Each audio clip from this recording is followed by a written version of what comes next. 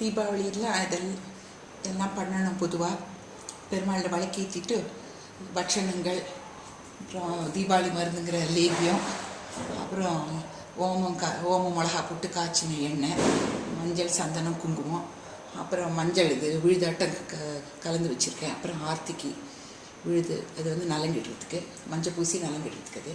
அப்புறம் அதெல்லாம் முடிஞ்சதுக்கப்புறம் ஆர்த்தி எடுக்கணும். பட்சணங்கள் எத்தனை திதி போனால் பண்ணலாம், காரம் எத்தனை வேணாலும் பண்ணலாம். நான் பாதுஷாவும் ஓமப்படியும் பண்ணியிருக்கேன். வெத்தலை பாக்கு, பழம், தேங்காய், புது துணிகள், பட்டாசு வைக்க முடியாதுன்றதுனால இங்கே வைக்கலை. இதெல்லாம் தான் தயார் பண்ணணும் தீபாவளின்னா.